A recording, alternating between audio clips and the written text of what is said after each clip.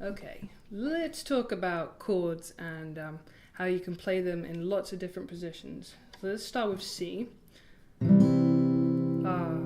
C in open. So I've got C, this one. Then I've got an E. Then I've got G open note here. Then I got a C here as well. I got an E open here. I've also got this E open here, but I tend not to hit that one because it can sound a bit muddy. It's not too bad on this guitar, but normally a little bit muddy. So normally you see people doubling up on this one so they get a G in the bass. So that sounds quite pretty. You can also, if you feel up to it, put a little G down here as well. Double up your G. Okay, so already you've just seen there's 1, 2, and then 3 different ways of playing C in open. There's loads of different ways of playing chords because of the way they're constructed. So, the construction of a major chord or a minor chord, 1, 3, 5 of a scale. So the scale of C, you got C, D, E, F, G, A, B, C. I should have used more fingers. Let's do that again. C, D, E, F, G, A, B, C. Okay, 8 notes in your scale, your octave, and chord C is going to be number 1 of the scale, C, number 3 of the scale, E, and number 5 of the scale, G. That's what makes up your C chord. So naturally, if you know where your notes are up the fretboard, you can play C anywhere you want. You can play it there, you can play it there, you can play it up there, anywhere you like. There's loads of different ways of playing C. I always say to people, because I find a lot of new guitarists want to play C but struggle with this shape. I'm like, well, don't worry about it. Put your capo on 3rd and play the shape of A. Either like that, sorry about my waggly finger, I'll try and move him out the way for you. Here we go, let's try and put him over there. So I play them like that, but you can put all of the notes down. And it's just the A shape moved up with a bar on 3rd fret. And that gives you C. Lots of different ways of playing. Similarly, if you've got D, I've chosen D because it's got a sharp in it, okay? The scale of D, you've got D, E, F sharp, G, A, B, C sharp.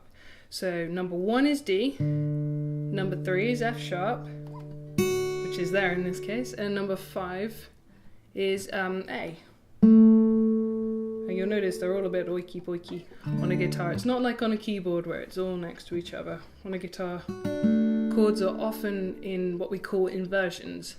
So normally on a keyboard you'll start with the root. So here's my root here, D, and then it should be F, A, but on a guitar that's that note, this one over here, and then this one over here. So it's a little bit strange. And you can put A in the bass quite simply. So A is in the chord of D, it's the 5th one, remember, and then I can put it here, give myself a 2nd inversion, or 1st inversion, sorry. Oh wait, 2nd is right. Yeah. It's all very theoretical. They've got names. So if your 5th is in the bass, that's your 2nd inversion. If your 3rd is in the bass, that's your 1st inversion. So if your 3rd's in the bass in D, then you've got an F sharp in the bass. Let's see if I can stretch around to do that. I've seen loads of guitarists do this. It's very clever. So they squeeze this F sharp over here. Pop that in. Nice chord. Very rich. Okay.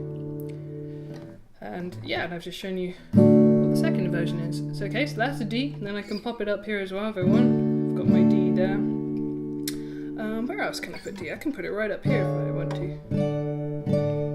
Up here, because remember 12th is just a repeat of the nut down here anyway, so all the open shapes work up there. It's just whether or not you like the sound, basically.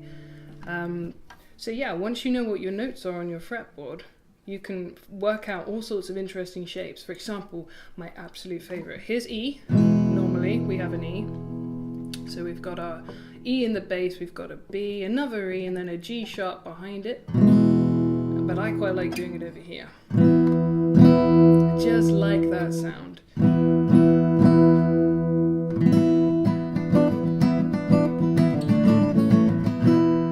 So you saw what I did there. Well, hopefully you did.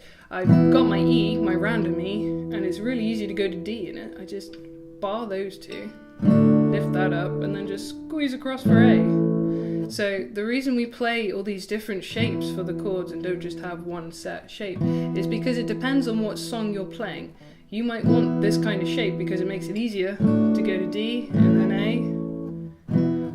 Similarly, if you're playing a lot of Johnny Cash, for example, you might want to use this E because he goes to B7 so often. Makes it really easy.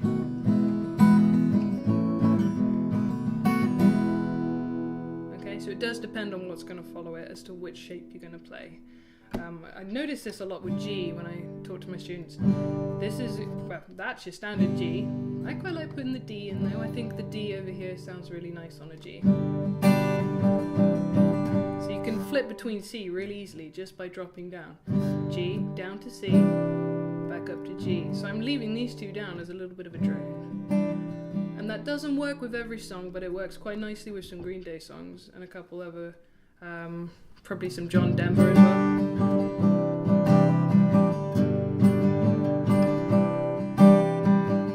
And then other songs you'll find that a G played like that makes it easier because then you're ready to go into a full C and then an F.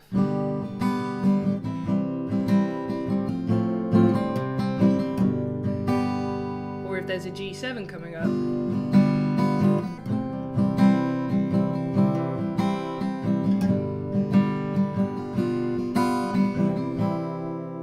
So yeah, always depends on what's coming next. And it's why it's a great idea to have a little look at your fretboard every now and then and start to memorize where things are. So I hope that's been a help to you. Thanks for watching.